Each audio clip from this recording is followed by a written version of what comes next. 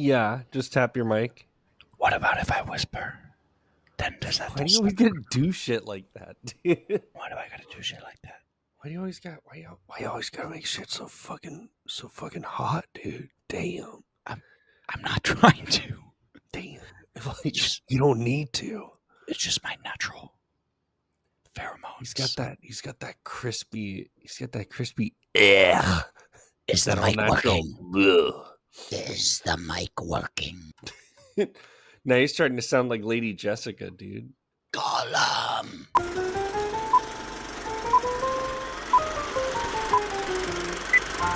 Ladies and gentlemen, prepare for a cinematic odyssey through the 100 greatest films spanning from the roaring 1920s to the cutting-edge masterpieces of 2024. Carefully curated from the lovely people on Letterboxd. Two intrepid souls embark on a journey through a treasure trove of timeless classics and groundbreaking contemporary works, where each frame embodies the enduring magic of the silver screen. Grab your popcorn and join us on this epic expedition through a century of cinematic excellence, where every film promises to enchant, inspire, and leave an indelible mark on the soul. And now, for your listening pleasure, here are the Letterbros. Welcome everybody to the newest episode of Letterbros, where we let a wheel decide our fate and what movie we will watch next, based off the top 100 movies on Letterboxd. As always, I'm Felix, and the little Lisan Al Gaib over there is Parker. How we doing today? Doing good. Put your fucking Just hand. just saving planets out here, you know. One grain of spice at a time, buddy. No, today I am really excited to get into this because if you were listening to the last episode, we pulled one of my favorite movies of all time, definitely my favorite movie of last year, with Denis Villeneuve's second installment of his Dune saga with Dune Part Two. This was obviously a movie I've been waiting to pull since we started this podcast to finally get Parker to watch Dune, as he had not seen it prior to the podcast. Me being a avid fan of the series, I was really excited to get into this with you. So I feel it's going to be best to kind of just dive into the synopsis, and we'll just talk about this fucking movie. Let's do it. Let's Dune it. So yes, as I just mentioned, we pulled Denis Villeneuve's, which was great that we got two Denis Villeneuve movies in a row. But I'm glad we did this.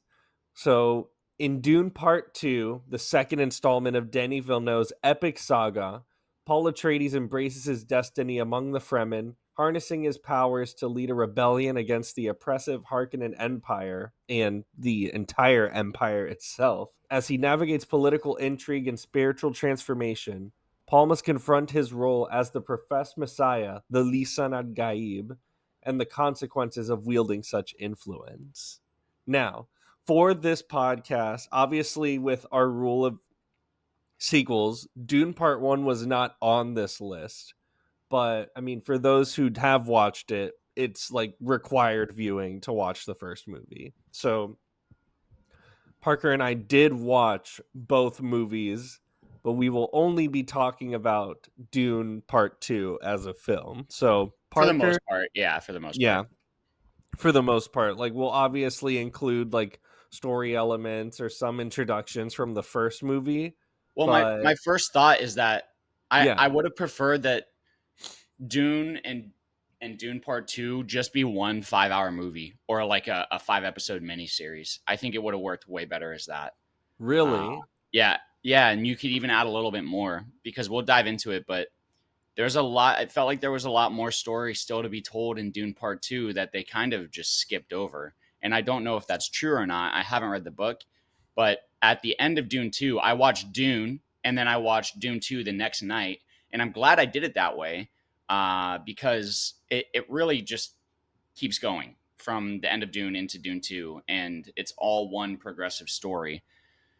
And I think it should be presented. I mean, it is presented that way to a degree, but if it were even more direct in terms of how it's presented as one cohesive story, then I think it would have been better.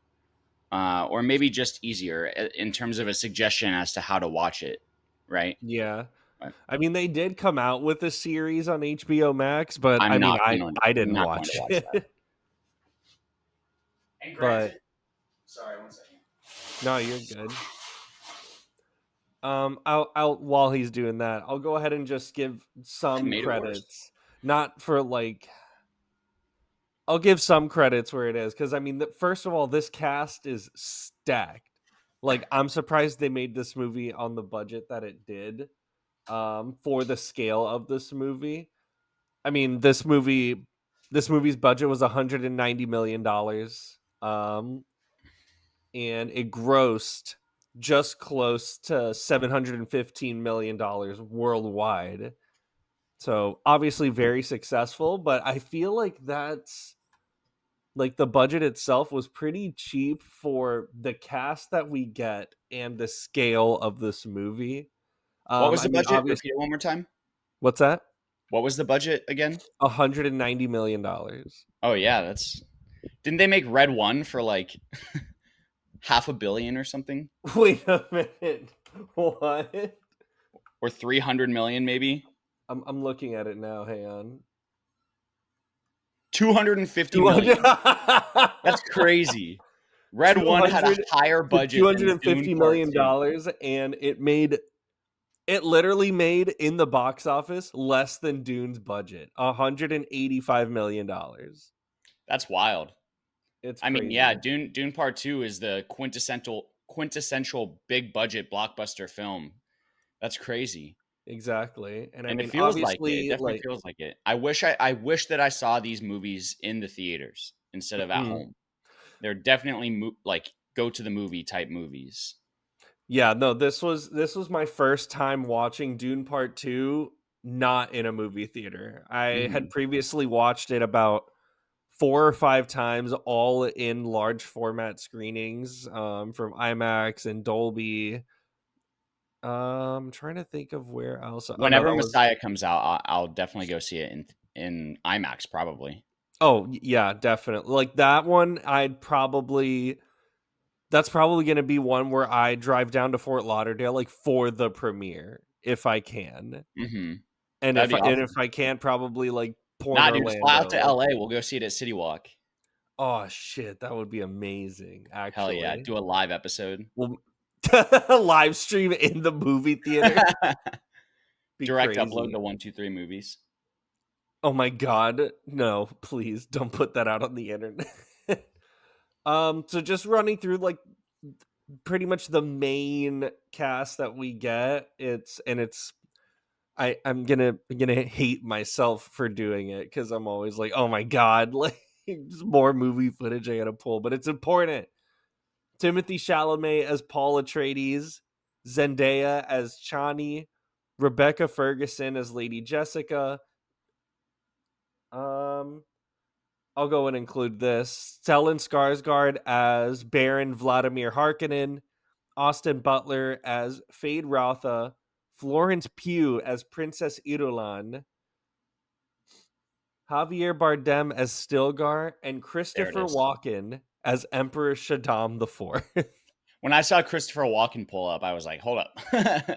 Christopher But Walken. And honestly, then people gave that role so much shit that he was just kind of Christopher Walken his way through this role. Christopher Walken is always just Christopher But Walken. he Oh, wasn't I see like what you did there. I see hamming what it you did up this time. Like he had a very nice subtlety like to the role of being the emperor that I mean, I was just watching it and I just was, he came across like as the emperor, especially I like thought it was after. fine. I thought it was fine.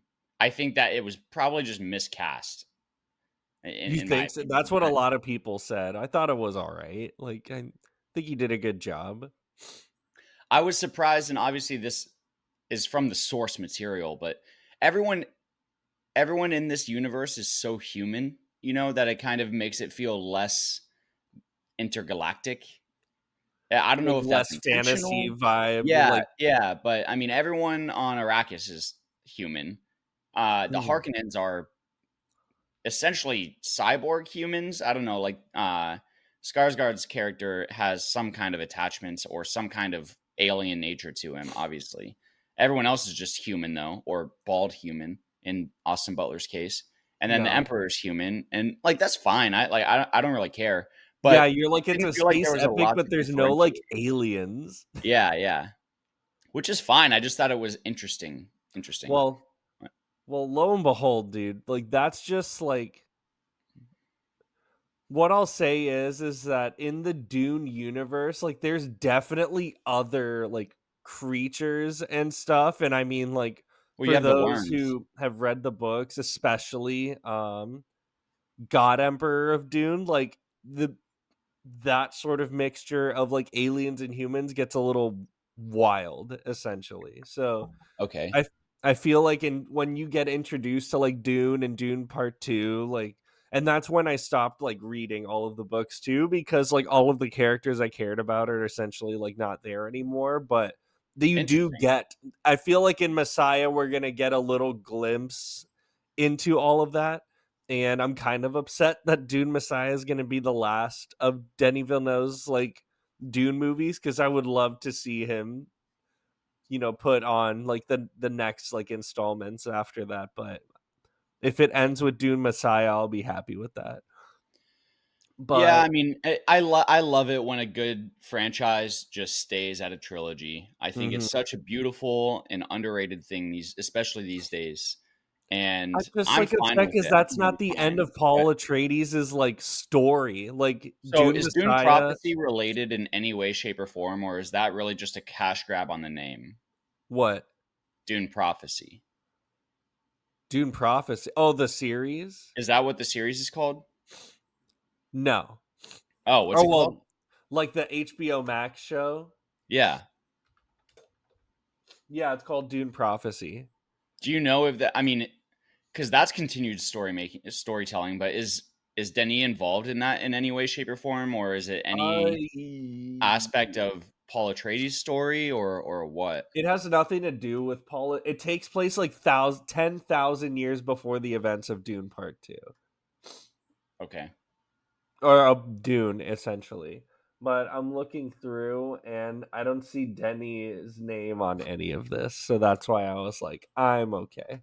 Yeah, yeah. It really feels very Plus, Marvel again, and it's like Star the Wars story I esque. really care about is of Paul Atreides. Like that is the story that I'm here to see, and that's why, like, I have to say, you have missed probably the most important performance in the whole movie. You didn't even name the actor. who? Anya Taylor-Joy as Paul's sister. Dude, Oh my god. she carried the entire movie. She is, and I mean it is like a kind of like surprise cameo in the movie. Anytime she's on screen, I'm good with it. So that Oh yeah, with her best big two blue eyes. best 2 seconds of the whole film. I mean, she's gonna have a much big, Oh, but definitely, that but definitely. that's gonna be the thing is There's going because to be a major Dune. time jump. I don't know. Yeah, I don't know how that's gonna work out because Dune Messiah takes place, I think, like 12 years after the original Dune. So they're gonna have her, this like grown woman, play like this 12-year-old girl. Yeah, I'm not sure, But but no, in the I mean, book, at the end of the in the day, book she's in the book she's like a child, but she's not in this movie. right. So Well, yeah, that's what's Taylor-Joy is gonna like make what, it weird. 30? So, but let's actually talk about Dune Part 2 because there is a lot to talk about the franchise on the Mhm. whole. And after having now seen the first two movies and acquired the book, I have the book here. I brought it back with me to California. I'm gonna Yeah. try and get through it at some time this year. No, I'll upload pictures of it because honestly, that was really cool what you sent me. Like, I would kill Yeah, for that. yeah. So we'll see. I get why it became such a big thing. It's definitely a new blockbuster for people to sink their teeth into that's not tied to something from last century that was once popular. So I appreciate it in that sense. And Dune 2, I'll go out and say I thought was the weaker of the two Dune movies that have been released. Damn. I personally enjoyed Dune a little bit more. And I understand that Dune 2 has far more action. There's a lot more happening, and more I hesitate to say it this way, but more story is told over the course of Dune Part 2, whereas Dune is, I think, takes place within a smaller time frame, so there's more detail about the time frame that they're able to inject into it. But I appreciated the political nature of Dune and the way that things were set up. And Mhm. while I think that without Dune Part 2, Dune itself is a weaker film, if that makes sense. Like the two definitely go hand in hand. But I Yeah. appreciated the setup and more of the slow burn nature of the world building and political setup that we saw in Dune than the test of wits and the journey of Paul becoming what the Fremen think to be their Lisan al Gaib in Dune 2. I didn't enjoy that as much as the initial setup in Dune. And that's because Dune Part 2 on the whole felt incredibly rushed in terms of storytelling, in my opinion. It felt as though we were jumping from one thing to another without really any setup or explanation whatsoever. We kind of would just dive into something. And I found it frustrating because that was the whole point of the first movie, was to set up what we're about to see. But now you're throwing things at us in Dune Part 2 that haven't been set up in their own right. So I think that Dune sets us up for maybe the first hour or so of Dune Part 2. And then after that, it just felt like they got a little carried away and they just wanted to show us all this really cool stuff. It felt like a lot got cut from the movie. So that is where I struggled with Dune Part 2. And we'll talk about it in the rankings. But on the whole, I enjoyed it. But it really felt contrived at sometimes, or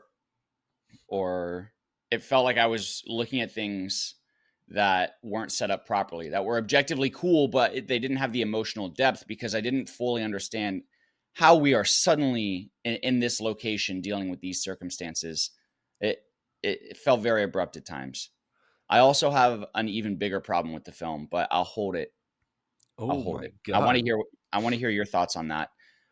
Do you feel like Dune 2 was rushed in any aspect, or do you think that it carries itself I honestly like didn't well? get that like at all, if I'm being quite honest.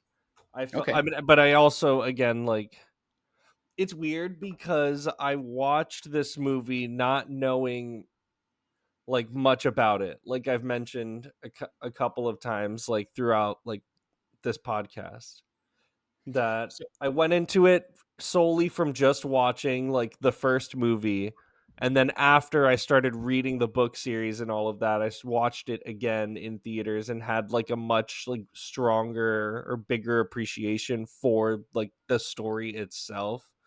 So I don't yeah. know, like I honestly, I thought that like the story beats that we get, and because it's such like a long, it's a long movie too. So I feel like they did try to pack in a whole bunch of stuff to like set up how Paul is connecting with the Fremen and becoming the Lisan al Gaib, while also balancing the political like the political side of this movie, and trying to fight back against the emperor who tried to essentially wipe out his entire family and heritage. No, totally. I like all that, but there. So let me give you some specific examples.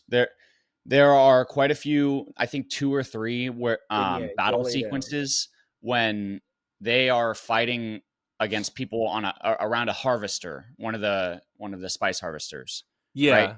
And we really just jump into it. There's no mention of what their plan is of, and I like the scenes. I think they're highly entertaining, but they just come out of nowhere. And earlier in the movie, there's a scene where Javier Bardem's character Stilgar is telling Paul that he's got to go cross this part of the desert and come back. Right? Do you remember what I'm talking about? Yeah. And then we never see anything from it. He just says you have to do this, and then oh, the movie carries on, and we just assume that he did it. But there was not even any footage of him having to to do the thing that is supposedly a big deal for him integrating himself into Fremen society. But And I then we think that spend that it 20 lends itself minutes. to, like, introducing that relationship between him and Chani, because she goes out there to, like, help him, and then that, like, leads into the montage of Chani, like, pretty much, like, introducing Paul to, like, the customs of the Fremen, and, like, showing him how to, like, set up this, like, moisture gatherer, and help that relationship build up. So I think, like, that, like, while we yes, it does make it seem like a big deal that he has to do this, I feel like it's more to, like, lean into the budding relationship between Paul and Chani. Yeah, and I get that, but isn't the whole point that he has to cross it by himself? Like I get that we dive into that, and I agree. There's good setup between him and Chani. I think that their relationship is well established, and it takes its time in making sure that none of what they feel towards each other feels rushed. Their actions towards each other always feel deserved and earned. But Honestly, like, my biggest gripe with, and but it's also because that's how it is in the book, in Dune Part 1, where, Chani is shown as this, like, pivotal character, and Zendaya's in the movie for a total of, like, 15, 20 minutes in the first movie, but it's to yeah. introduce her to then bud this relationship in Dune Part 2, like, I don't Yes, know. and then well, I'll get into it with the acting, then we can talk about that a little bit because I love all of the actors involved in this movie. I think Mhm. Javier Bardem's performance is far and away the best, far and away. Yeah. I like not even close. But that's also because I say this every time. I hate talking about actors' performances. It's difficult for me to do because I understand the minute details Yeah. of it, and I don't like talking badly on anyone in that craft. But Mhm. as an objective viewer, and I guess subjective to some degree, like I had personal issues with Chalamet's performance, Zendaya's performance, Austin Butler's performance, to a degree, Austin Christopher Butler's Walken's performance, performance. bro, are you I serious? I just none of them really landed. It just did not feel. I thought Timothy Chalamet was great in Dune Part One. For some reason, in Dune Part Two, it felt like he was really, really going for the soft-spoken, understated, thinker type leader, and it comes across as just him mumbling a lot and not projecting the type of quiet confidence that I think he was going for. It just comes across as someone who like is faking to be reserved and a true like quiet leader. It just didn't land for me all the way. And Zendaya, I don't know. I don't know specifically what it was about Zendaya's performance, but again, it didn't stand out to me in any way, shape, or form. It Yeah. very much felt like you could have put pretty much anyone into her role, and they would have done a good job. And I thought she did a good job. It just did not stand out to me whatsoever. And Austin Butler's performance, I honestly was surprised. I thought he was just kind of boring in one note. It didn't feel like he had a whole lot of complexity as this again random brutal cousin that's suddenly introduced out of the blue with no mention in Dune Part One and hardly any build up in Dune Part Two story. Literally comes out of Yeah. the blue, and yeah, he just felt okay, angry, brutal guy. Like it just felt very one note and generic.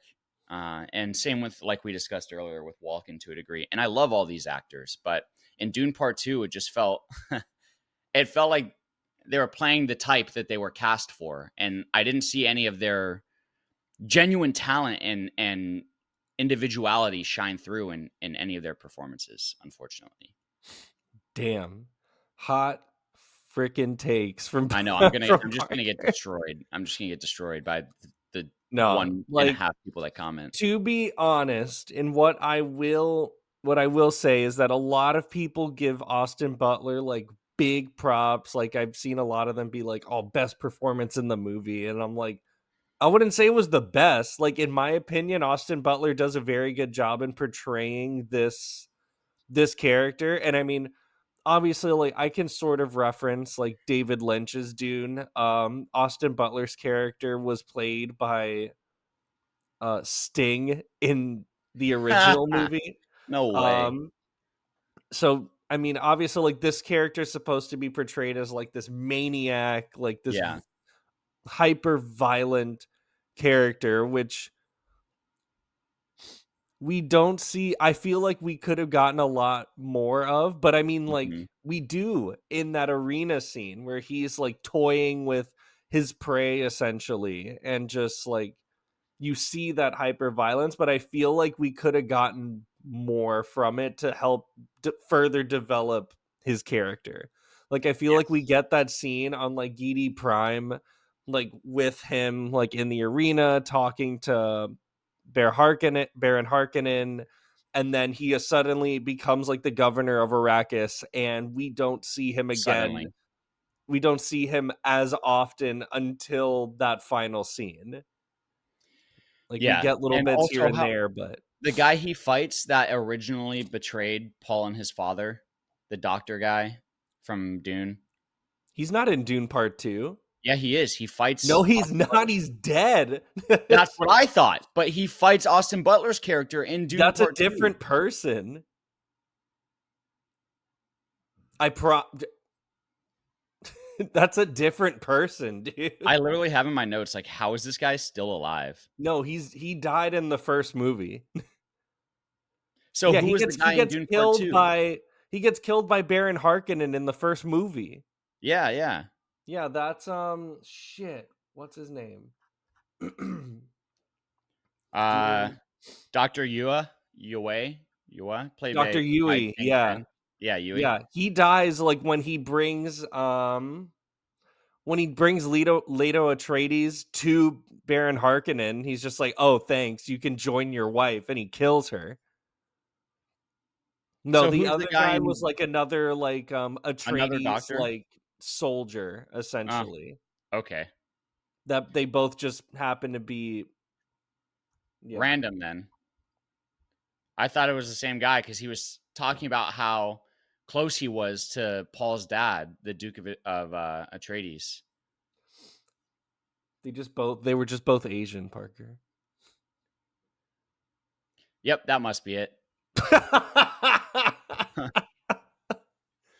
No, we won't put that.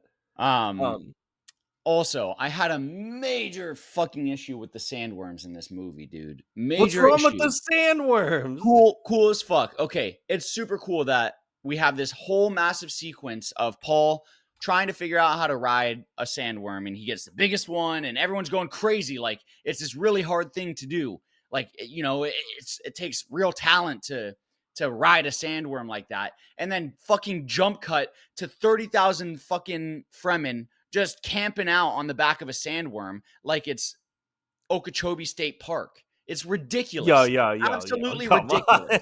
on. Absolutely ridiculous that they can just set up tent on a sandworm when we're supposed to believe that it was this massive accomplishment for Paul to do in the first place.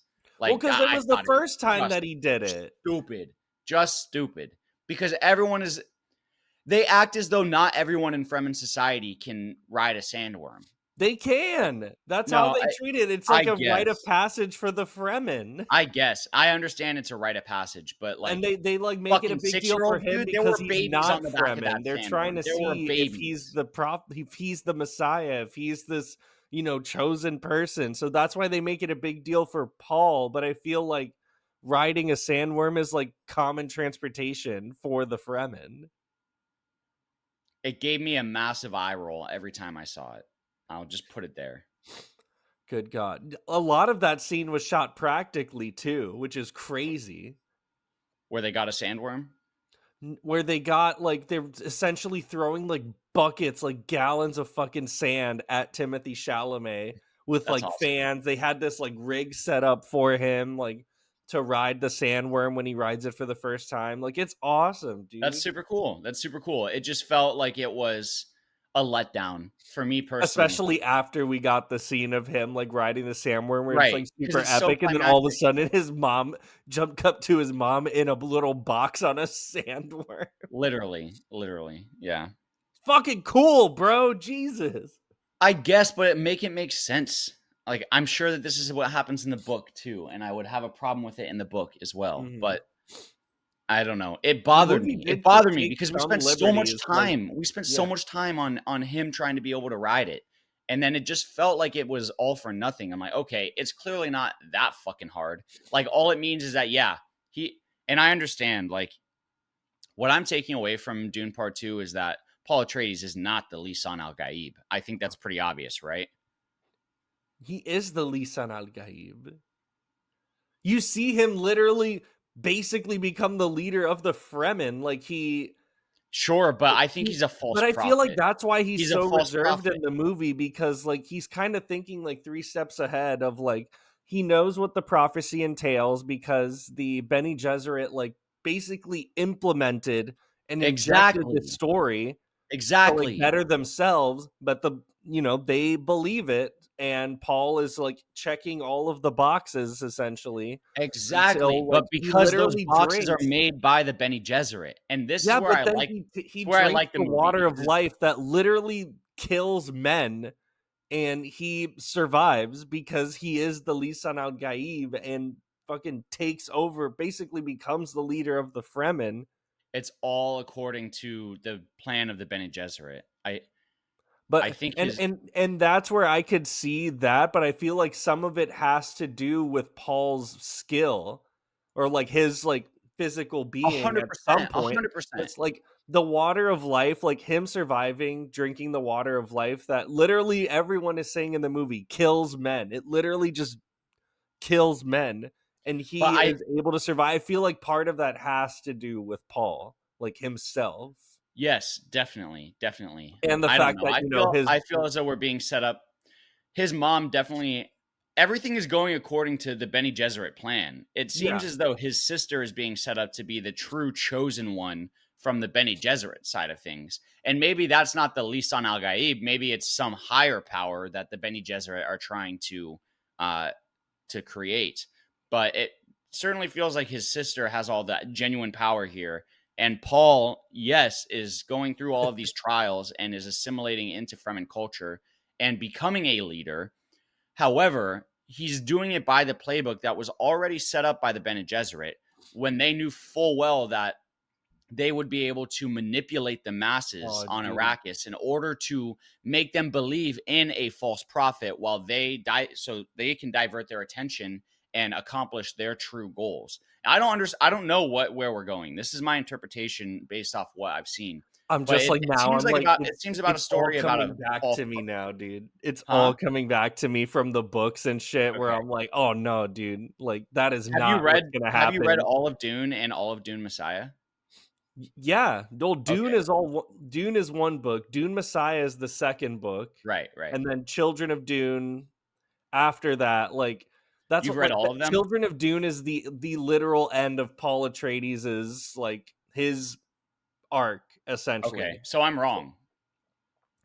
Yeah, Okay. kind of. So shit, I hate that I. Because it just feels like it's a story about someone who's set up to be a prophet that, he's supported by the masses, but is not, you know, But he's like he has like 3 different titles. Like Paul is like the chosen one of chosen ones. Like he's the Lisan Al Gaib. He's also at the same time the Kwidzat Haderach, who's like basically a male Bene Gesserit. Like okay. he's got all the Infinity Stones right now, Paul. Hmm. But I mean his How his come his sister sister. is so like Yeah, omnipresent? Aaliyah, she's gonna become like a problem essentially in the movies. Like, Okay, see where I thought we were headed. Yeah, that's where I thought we were headed. but Is I think, like but she doesn't really become a problem until like Children of Dune. Like I feel like in Dune Messiah, like she's gonna obviously have like a big part she of it, but I with feel like she becomes the main antagonist is where we're being set up. And then that's where we see so this is what I'm saying. I'm not saying that Paul's not like the main character, the main guy here. I'm just saying that I think he's going to undercut the expectations of like the chosen one prophet because that's not like he I don't think the Bene Gesserit want for Paul to be this massive, powerful figure. It No, feels like they don't. it feels like they're using him to achieve a bigger goal, and then we see Paul fight back against that, and that's Correct. I think where we're Yeah. headed. Yeah. But he's not. That's what I meant in the sense that he's not like what the Bene Gesserit wanted to be the Lisan al Gaib, but No, they because never of that, wanted him to be. right, because of that, though, he Yeah. becomes the true Lisan al Gaib because his father even says to him in the first movie, a good leader is one who does not want, to hold that power. And Exactly. I like that we see a lot of things that are said in Dune come through in Dune Part Two. There's another note as well. Oh, when he first meets with the Reverend Mother in Dune, and she asks if things always happen according to how he dreams them, and he answers not exactly. I don't know. I thought that was an interesting line of dialogue from the first movie because then immediately Reverend Mother says send him out. And we see that in Dune Part 2. He's not 100% accurate. Like he's foreshadowing the idea of things to come, but it's not always exactly as he dreams it. So I like that there was that continuity between the two films. Yeah. You see things that are said come back into action in Dune Part 2. That Gom Jabbar test is something else, though, in the first movie.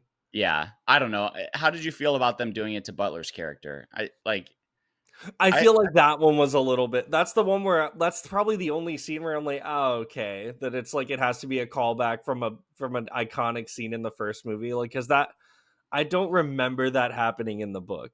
Yeah, it definitely felt like fan service.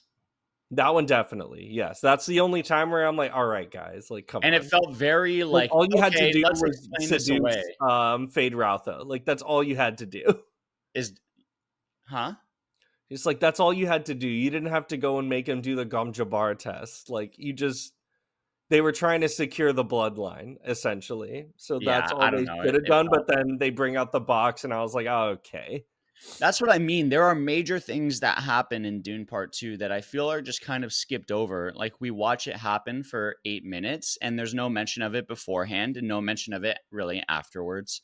And that's where my issue lies. Like it feels a lot of Dune Part 2 is simply presented to us. For Lady Jessica, she was basically told by the Bene Gesserit, like, you need to have a daughter. Like, you're going to... I understand. Yeah. But then because I get it. That's what she did. But it just feels like there's a lot of big stuff happening that's not paid a lot of attention to in the movie. Yeah. Or while there are some very fun and cinematic things that happen over the course of the movie that take up a majority of the runtime. When at the end of the day, it's a blockbuster. It is. People are going to see crazy shit on a big screen. And that's how it feels. It feels like I just wanted a little bit more talking in this movie. You would be one of the people that agrees that it was right that Timothy was not nominated for an Oscar for this performance over his performance in A Complete Unknown. 100%. I do not think that there is an Oscar-worthy performance in this movie at all from anyone. I don't know. I just think take? Like his speech to the Fremen is like fucking peak, dude. Like it's just. Like, I want to go blow up a building. It's great, yeah, but it's also, that's the thing. It's also a complete fucking 180. A complete, and that could be, you could say props. He did a complete 180 from how he was acting the rest of the movie, but it never felt like that was truly in him. Like, he was so understated, so muted throughout the entire course of the runtime. And he, but I feel like that's because the whole time he's trying to not become this messiah, and because he knows that feeding into that is gonna lead to a holy war, which it does. I know that. I get the setup. All I'm saying is that it didn't feel. I'm trying to find the way to put it. It just felt like the idea of a quiet, reserved person. Like it didn't feel like deep to me. I had trouble seeing through his performance that he knew that he had all of this power and was actively withholding it. That's all I can really say other than what I've already said. But again, I don't think it was bad. I don't think they had bad performances. I just didn't think that they were as great as they could have been. Mm-mm-mm. Well, then And I think and it would I be feel like best that to. did a lot of people think that he should have been nominated for Best Actor Oh, for Dune Part 2? 100%. People were like, "Why the hell is he? Why the hell is he getting nominated for playing a sleepy ass Bob Dylan and not as the Lisan Al Gaib?" But I Well, think it's like when people attribute like bigger and broader and like more like out there performances should be recognized rather than like subtlety, I'm not essentially. Which saying that I don't agree no, with. what I'm saying is there was a lack of subtlety here. There was a lack of subtlety in my opinion. It felt Yeah. flat. It felt like a lack of depth and subtlety. And again, not a bad performance. I think everyone Yeah. did good. Like it's not like you watch a movie sometimes and you're like, "Woof." Like that like where did you get these people? You know what I mean? It's not like that. I'm Yeah. just saying I know how talented all of these actors are. I've seen a lot of Timothy Chalamet's movies and he's such a talented actor. I mean, he's a modern day great, 100%. I just felt like I wanted more from him in Dune Part 2. And Mhm. yeah, I think that Especially his when speech at the people end can attribute though, like this was his not his breakout roles. Obviously, you saw him in like Call Me by Your Name and all that. that's Like his no, but this breakout. is this role like propelled him to stardom. I would Certainly, think. 100%. And that Yeah. again, it's the nature of the movie that we're watching here. Like it's of course it propelled him to even further stardom because it's Dune. It's Dune Part 2. It's like it's a massive event, movie event. You follow what I'm saying? It's not Yeah. a one-off original idea film that Hmm. that he's starring in. But I don't know. What do you say we move into the rankings? Do you have That's what I anything? was just about to suggest that. Yeah. I'm liking the discussion. I think it's interesting. No, dude, I'm like I feel as I though will it's coming off defend this that I movie to the death. So I'm like, oh you what? Jesus. You what? But I said I will defend this movie for my entire life. So I'm I like, know, I no, know. no, bro. You come after my baby, I'm gonna lash the fuck Well, out, I don't want it to bro. come across like I'm coming after this movie. Overall, I still enjoyed it. My rating you'll see is still better than average, right? Like I like this movie more than most just movies that I watch. just you wait, listener. Um well, What all does that right. So then mean? we'll What does get that into mean? this here. I'm just pulling up my score here. I kept my original score from when I watched it because my opinion has not changed of this movie at all. So, um Okay. enjoyability and rewatchability. Wow, big spoiler, but I gave it a 15 out of 15. Like this movie is like you said, it was the biggest blockbuster of last year.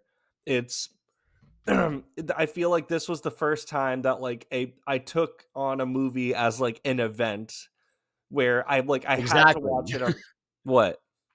That's what I mean. Yeah, but go on, go on. Yeah, but I mean like essentially in this like I had such a quick connection to this movie. Probably because it's kind of related to Star Wars. Frank Herbert might say that George Lucas actually stole all of his fucking ideas, but you know. But that's neither here nor there. But I mean, like this movie is the modern day epic. Like Denis Villeneuve was cooking with gas with this movie, and just I enjoy it every time I watch it. I will rewatch it countless times, forever and always. I'm very excited for the end of the trilogy. So that's where I'm staking with it. But what about you, Parker? Nice. Yeah. I give it an 11. I think it's a good fun movie. I would like to That's rewatch higher it than at I some thought it was point. going to be, honestly. Um but yeah, it's a fun movie to watch. Yeah. But I just don't have that type of obviously same kind of fandom that you do for it. At least not yet. I guess you never know. For story, I also gave it an 11. I want to knock it down, but I also want to pop it up. So I think that 11 is a good landing spot. I think that overall, I'm enjoying the overarching story that is being told here. But I Yeah. think that Dune Part 1 did a lot of that heavy lifting. And I think Dune Part 2 didn't excel in its storytelling Mhm. necessarily to the degree that I had hoped it would. So I'll land it there in an 11 with, give or take a point. What do you have it at? Excuse me So for a what I'll second. preface it before giving my score, because I mean I've mentioned it on this podcast a number of times, but there's an interview with Christopher Nolan who states that Dune Part One going into Dune Part Two is comparable to Star Wars: A New Hope jumping into The Empire Strikes Back, where it's like the narrative is introduced in the first one and then built upon in the second one. So I want to say, like, would you agree with that statement going into now that Yeah, you have definitely. actually seen both of them? Definitely, and I like that we did that already when we pulled Empire Strikes Back and I watched A New Hope. I think that it's more so the case in Dune.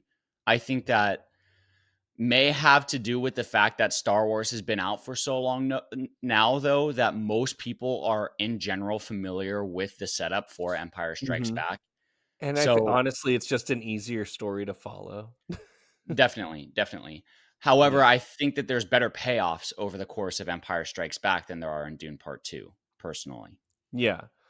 But cool. Well, going into my score, I mean, for me, the story is a 14 out of 15. Obviously, like the Gom Jabbar like introduction, like with Fade Rotha, that part is the only one where I'm like, all right, like this is fan service to like link it to the first one. But I mean, the rest of the story is just like it. I continue to say the word epic, but it's true. Like it's this grandiose story, um, that it's just it's incredible. Like Paul's character development, at least in my opinion, because I know you have some issues with it. Like it's incredible. Like for him to like be so young, or like at such a young age, like have to deal with like his family almost being eliminated or becoming extinct, essentially. To now he is becoming the leader of this group of people whose planet has been taken advantage of for hundreds of years and is now leading this uprising against the literal emperor of the galaxy. It's amazing. Like I have no qualms with this story. It's amazing. um Lasting impression for me, obviously it's a 15 out of 15. And this movie continues to blow me away every time I watch it. It was in my top 4 for the longest time. So I mean, that's a no-brainer. Yeah, I mean, you're one of the reasons why this movie's on the top 100 list. There's a lot of people that agree with that Hmm. sentiment. Definitely. It's become a modern day iconic movie. Lasting impression for me is a 10 out of 15. Obviously, this movie's had it's going to have its continued lasting impact on society. We're seeing that unfold in real time, just with the fan base and the amount of people that are getting themselves into this film universe. For me, I think that there's a lot that I'm going to forget about this movie because there's a lot that is just briefly mentioned and then essentially discarded from the story for the rest of the film. So I landed at a 10 with a little bit of frustration after that last statement that wants me to drop it to a 9, but I'm going to leave it at a 10. For visual and auditory appeal, you're going to hate me, but I give it a 9 out of 10 because it Oh my just god. didn't quite, there's a lot of really great like practical effects like you said, which is enhanced by really great CGI, and it's it's jaw dropping. I think maybe if I saw this in IMAX I'd pop it to a 10 just because I would have that experience. Yeah. um so it's tough and I feel slightly badly for putting it at a 9 out of 10, but I don't remember the score whatsoever. I No don't remember. fucking way, dude. I don't listen. I don't remember disliking the score, but I also don't remember thinking like this is, this is groundbreaking in terms of musical storytelling. And again, it's not a knock on the score. All I'm doing, I watched this movie about a week ago now. All I'm saying is that if you asked me to hum the score right now, I could not I couldn't. That's all I'm saying. And yeah, it Oh just feels my like a 9. I god. feel like for a space movie, like, we coulda got some even crazier locations. Like, we spend a lot of time on Arrakis, and the time that we don't spend on Arrakis is in a Colosseum that we've seen. We've seen that kind of landscape many, many times before. Or it's, with the Harkonnens, and that's, kind of it's not bad, but somewhat generic set dressing, in my opinion. Like it was all really, really good. I can't put myself at a 10 right now. Maybe that'll change with time or with a rewatch. I'm just like fucking just kicked Hans Zimmer right in the testicles, dude. Like, No knock on that Hans Zimmer, score dude. is Obviously, fucking obviously. iconic, All dude. I'm Oh saying my is I god. couldn't hum it right now. I don't know the Especially in this movie because like their like love suite is so good, dude. I They're fucking what? love like the music that's playing when they're sitting out on like the hill after like their little montage. It's so good. But then even before that, you're getting like the iconic like fucking like like the fucking like yells like as he's riding the sandworm. Like Yeah. dude, Hans Yeah, yeah, Zimmer yeah. was going nuts on this movie. Like he literally said no to Christopher Nolan to continue like he was supposed to score Tenet and he said no because he wanted to score Dune and Good glad he choice. did It cuz sucked. what? Tenet was a terrible movie.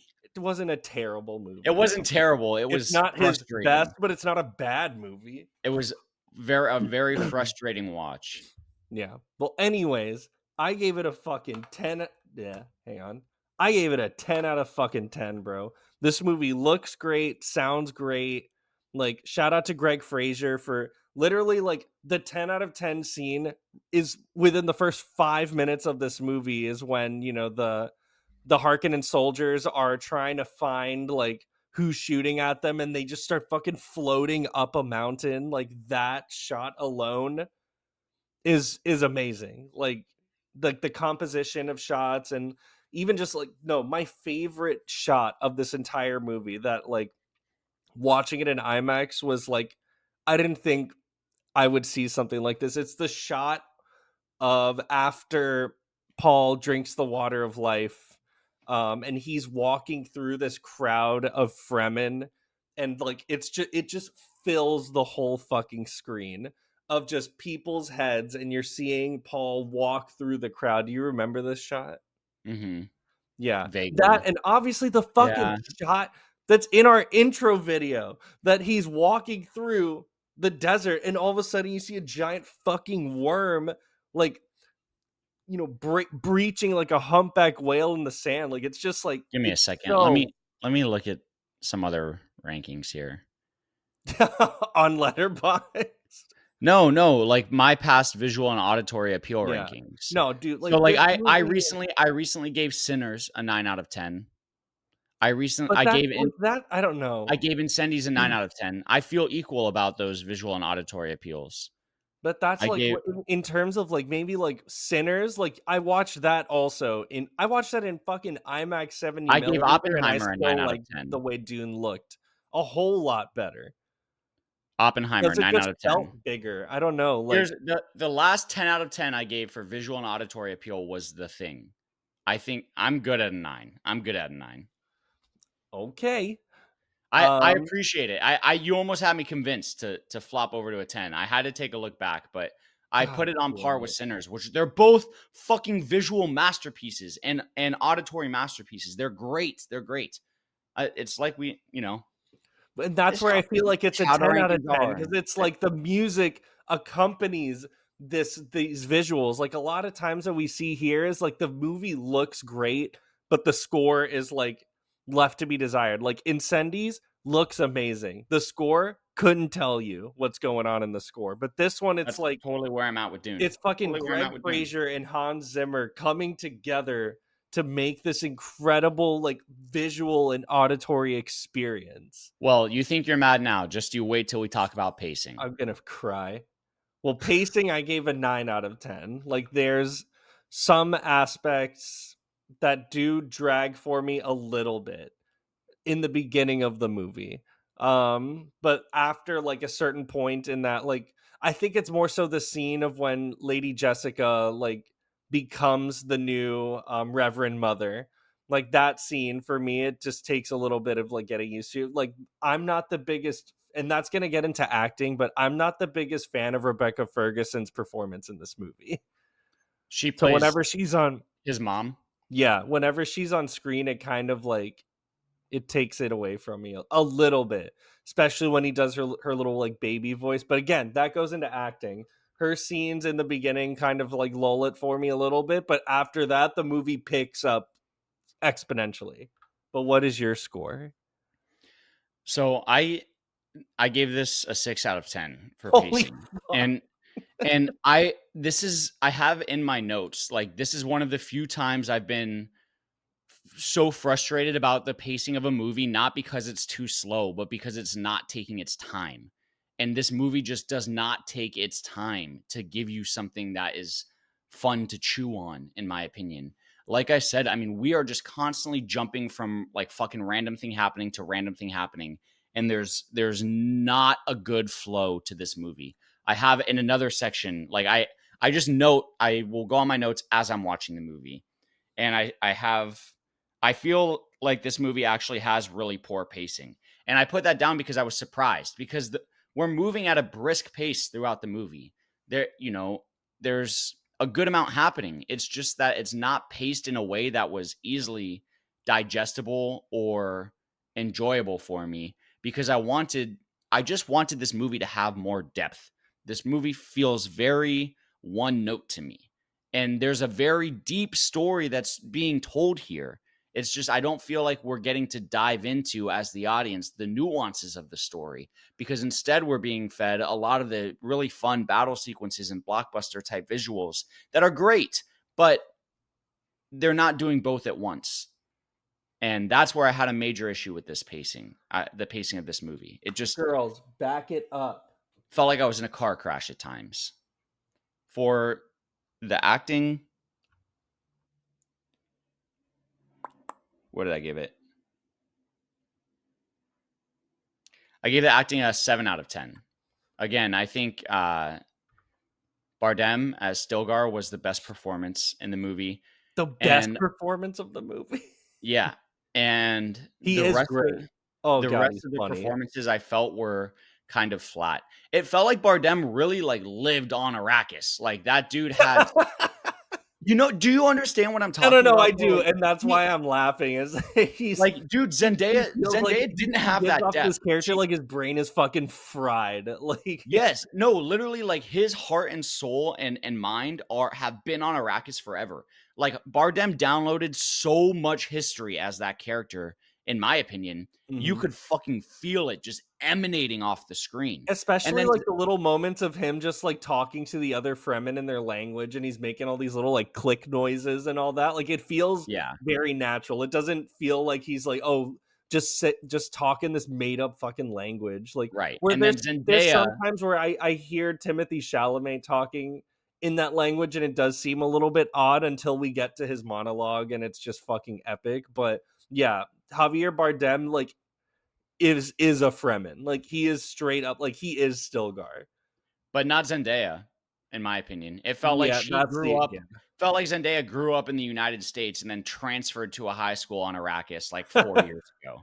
She's That's what got it felt what like. is it called when she's studying abroad in Arrakis? Yeah, literally. Like it didn't feel like she really had like felt the weight of growing up on this desert. And then Yeah. Chalamet, like I just have an issue when people are mumbling on screen and if he feels like he's doing so much mumbling throughout In the this movie. beginning of the movie, yeah. Yeah. So I landed at a 7 with, I could flip flop the pacing and acting scores. I think that I would give them both like a 6.5 if I could. So this evens it out for me. Well, I gave it a 9 out of 10. Only because I'm again, while I can appreciate the character of Lady Jessica and how it is performed by Rebecca Ferguson in some aspects, the thing that really turns me off every single time. There's one particular scene after she becomes the Reverend Mother, where she's like whisper screaming at Timothy at Paul Atreides, and it's just like the way she says things, it like hurts my ears to listen to. And then she does like her little baby voice when she's like talking with Aaliyah. Fuck, hang on. Yeah, that where she's like talking to Aaliyah or talking as Aaliyah, like it's just it throws me off. But I mean, every other performance here, like Austin Butler, Timothy Chalamet, Javier Bardem, fucking like Florence Pugh, she gives off like very reserved. Like her performance is also really good, I think, even though it's like a much smaller role in this movie, that she's gonna play a much bigger role in Messiah, obviously. But I mean, she's just great. And I also just love Florence Pugh. Love her to death. Yeah. Let me get one more thing in on acting. Yeah. Like, I think there also may be some just oversaturation. Like, we see these actors in a lot. So it's hard sometimes to, in big blockbusters such as this, where at the end of the day, I think that's the main goal of Dune and Dune Part Two, is to be these movies that appeal to the masses and have a very broad uh, audience in terms of people that will really love them and appreciate them. Not to say they aren't well-made movies or beautifully crafted by any means. It's just that they have a different goal as, say, a smaller budget movie that is telling a story with 4 or 5 characters and has a budget of like $90 million or $100 million, right? And but a lot of that budget goes to a Timothy Chalamet, and they're in this more intimate movie, and that's when we can really see their acting chops shine. However, when you get actresses and actors such as Zendaya, Florence Pugh, that are in multiple, not just movies, but movies where the people are dealing with a broader universe and they have some form of power, like Marvel, for example. Like Mm-hmm. it feels like the characters stray into an eerily similar area where it's difficult to distinguish their characters from one major cinematic universe from the other. And that's all I have to say about that. I don't necessarily think it's a horrible thing or the end of the world. It's just that may also play into suspension of disbelief. I don't really know what I'm trying to say here. Hopefully what I said like makes sense to you. Like Yeah. you follow what I mean in terms of No, that? I completely get what you're saying. Like, hold on, I'm also just trying to look at something. Okay, yeah. I was just like remembering the like Fremen like doctor from the first movie. Like she helps like Paul set up like his still suit. You Mhm. remember? Yeah, I Yeah, remember. I was just like, I feel like I've seen her before, and I did. She was in Rogue One.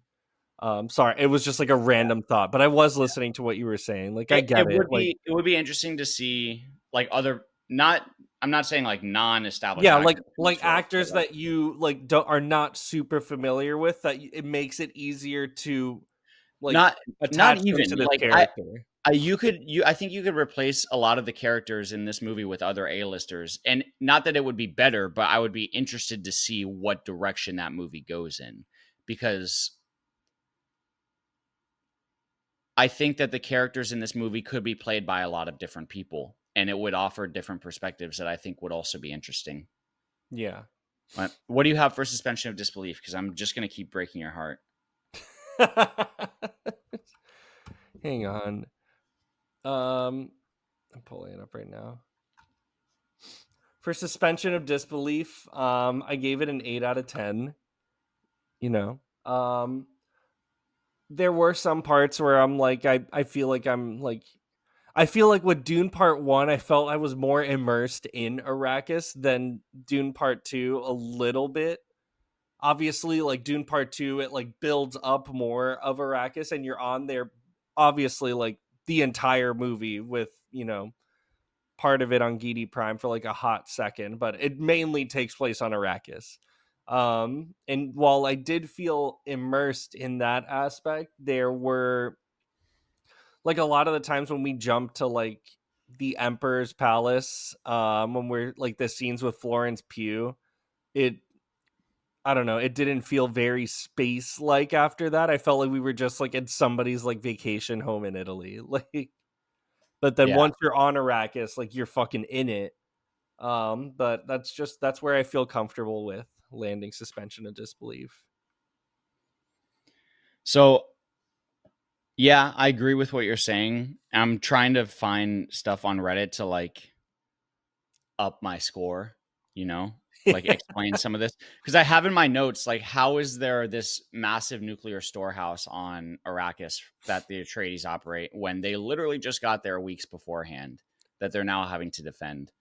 Well, And they were like moving everything yeah, so before the Atreides even got, like, before Leto and his family even got there. Like, that's yeah, why they had Duncan, Idaho, like, kind of like like surveying the right. planet and trying to figure out, like be with the Fremen, see how they're like, but also like they're moving their stuff to Arrakis like throughout like all this time. And that's what the explanation I found online is. And okay, like that helps. I think Duncan, But I do Idaho, see how it's really I random where it's like all of a sudden like Josh all of a Brolin's like, sudden, by the way, we have 95 nukes in a mountain yes, somewhere. it came out of nowhere. That's the issue that I'm continuing to try and bring up for this movie is like it came out of nowhere. Like there was not even a mention of it. I love when a movie makes a slight mention of something and then it comes back and is a major plot point. But that was not the case in this movie, in my opinion. It things would just pop up that were all of a sudden problems. I thought that it took me out of it with the return of Duncan, Idaho, because I literally said it out loud before Paul says, could hear your footsteps from anywhere. Like, I know your footsteps anywhere. Like, of course, like they've been setting that up for fucking ever. Like it took me out of it. I was like, okay, I am watching a movie where the dialogue is written. Like it felt, Damn. it took me out of it a little bit. And then again, the sandworms, dude, the fucking mass envoys on sandworms is just ridiculous. He's hitting his mic. Ridiculous. He's so mad. I give it a 6 out of 10. I'm sticking with my score. God damn it, dude. What about originality? Originality, I give a 4 out of 10. No fucking way, dude. I'm kidding. Jesus No, Christ. This is about to fly to LA, dude. I gave originality. I have it down here as a 9, but I could put it at an 8. I'll leave it at a 9 just because I've stuck with my initial rating so far. The only reason I don't give it a 10 is I feel that like the stuff that was added to this movie was to make it more commercial than it was to add depth. Like, yes, there's a book and that's fine, but from what I've seen and from what you've even said during this episode, it feels like they took out some of the more ethereal elements and instead replaced it with extra scenes of our stars doing cool movie shit. I give it a 9 out of 10. It's fine. I mean, I gave it a 10 out of 10.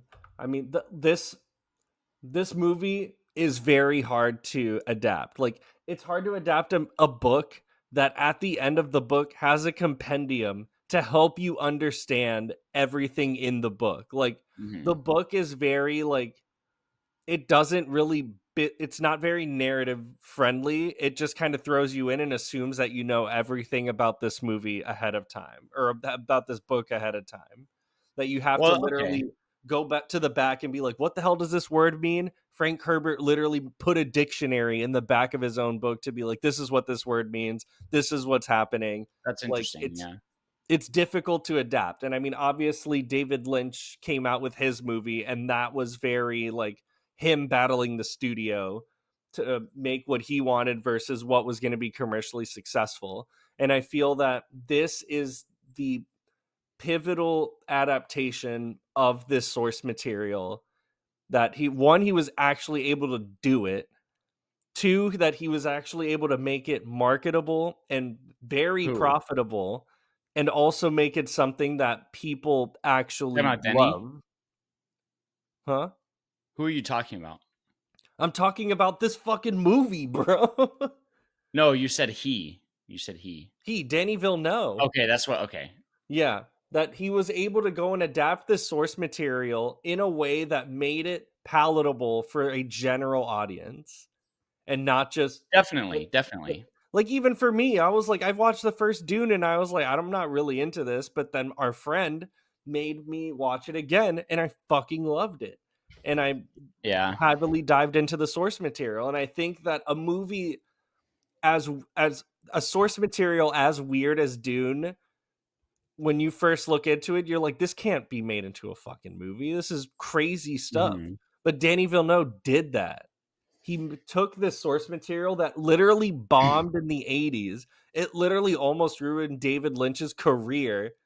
And he took it again and made it into the most profitable, he made it into the most profitable movies in the last 5 years. Yeah, and I don't have any lack of respect for that whatsoever. And I feel like I've put on the hat of, oh, I dislike this thing because everyone likes it, and I'm really not trying to do that. I liked the movie on the whole. Like, again, you're gonna see my rating is above 3, like it's 3.5 stars at the end of the day. That's better than most movies that I watch. Like that's above average if you put it on Yeah.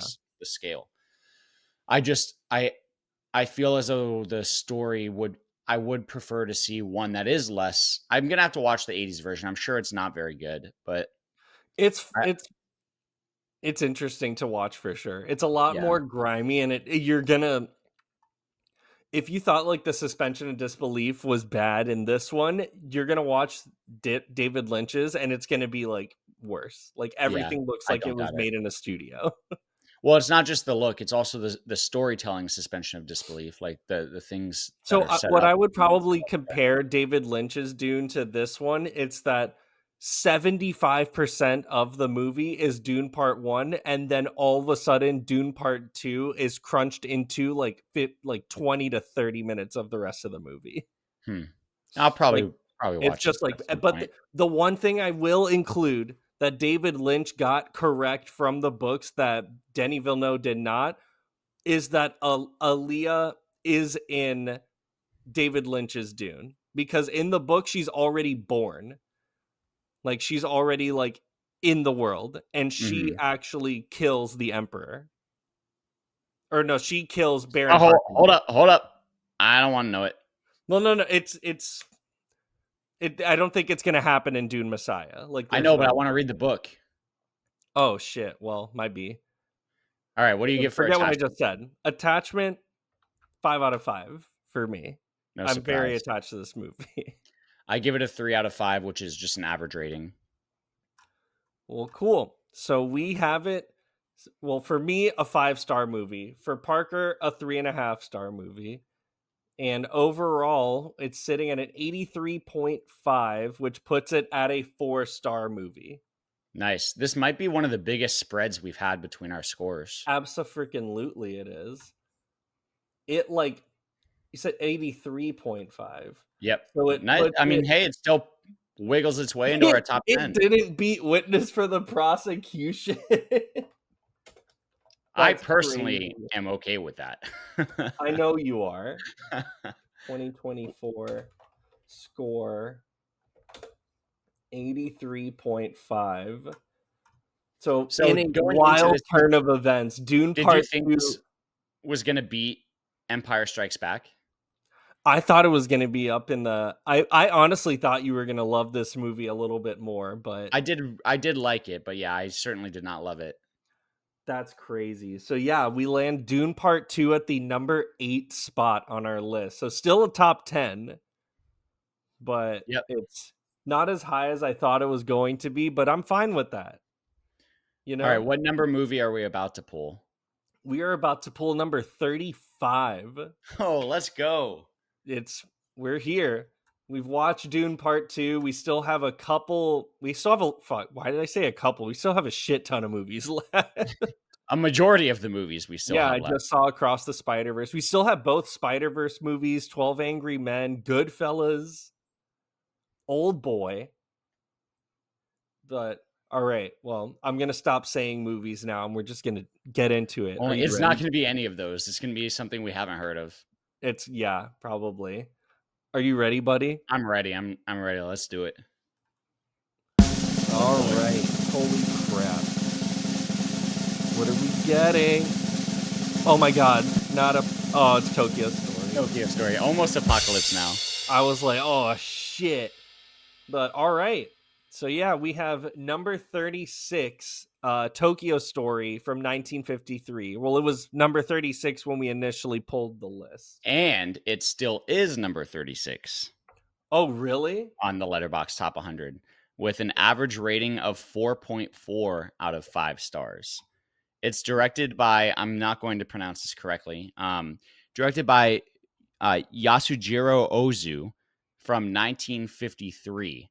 And the logline that we have is, as long as life goes on, relationships between parents and children will bring boundless joy and endless grief.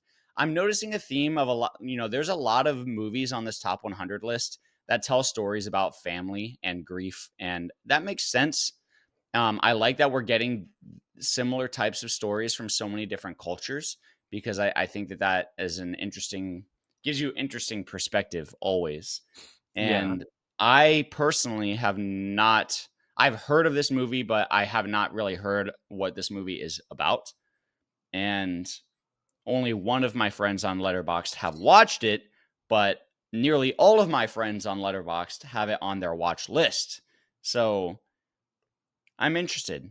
Should I go ahead and read the synopsis real quick? Yeah, go for it. So we have Tokyo Story, again, 1953. The elderly Shikushi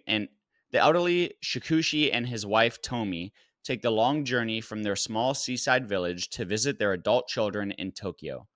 Their elder son, Koichi, a doctor, and their daughter, Shii, a hairdresser, don't have much time to spend with their aged parents.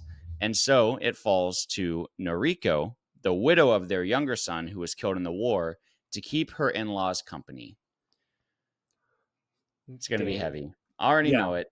another one of these heavy movies, but I'm excited for it. It's on the Criterion channel, so that'll be easy to watch. But yeah, that is it's a nice little break. I feel like obviously Dune Part 2 is not the same as Incendies, but I feel like we Not just even got close. like banger after banger of a movie thanks to Denis Villeneuve. So this will be interesting, and at least it's an older movie, which we haven't. I feel like we haven't gotten in a while. I feel like we've gotten movies from like the last like 30 years or so. Mm-hmm. The last couple tries, so it'll be fun to dive back into the 1950s. So Yeah, I'm definitely interested. well, Parker, as always, it was fun to argue with you about this movie. I've been wanting to hear your thoughts and opinions on this movie for a while now, so I'm glad I did. It made for very good discourse for sure. Yeah, I had a Um, good time talking about it, and I'm curious to see how this movie grows or fades from my psyche over the course of the next several years. But I mean, we're going to be having Dune. Like, Dune is going to be part of the zeitgeist for a long time to come. So I'm glad that I'm now part of the club, and I'm sorry that I'm not as balls to the wall for it as you are, but I still enjoyed yeah. it, and I had an even better time talking about it with you. So Well, looking forward to Dune Messiah. You'll be coming out to LA, dude. We'll be watching on the big absolutely. screen. And funny enough, I've been seeing a lot of articles about how Dune Messiah and Avengers Doomsday are both going to come out on the same day. And I'm like, there's no way that they're going to let that happen. Like, I don't even think they've had like principal photography for Dune Messiah yet. So that's up. That's probably going to be delayed until like later 2026 or even 27. But I'll no, put it out for there. sure. Like I will be watching that on the biggest screen possible. So I'm far more excited for Dune Messiah than I am for fucking Avengers Doomsday. no, I'm same, sorry. obviously. Like, let it die. Let it die, Disney. Let it Bring die. bring it back in 20 years. 20 years Would when love my that. kids are 10, and then I can be like, "Oh, I remember how much this thing was great." Instead, you're just fucking murdering it with everything that you put out. And not in Hot a good way. takes. Not in a good way. Uh, I do not think that's a hot take. no, I Talk know. about oversaturation. I mean, and beating a dead horse. Yeah, Like, but that's no one to Disney, stop. dude. That's No what one to they stop. do. I know. I know. But Anyway, good episode. I do have to run, but do your thing, talk to you buddy. soon. But as always, everybody, you know where to find us on Letterboxd. But as always, thank you for watching the Letterbros podcast, and we will see you at the movies.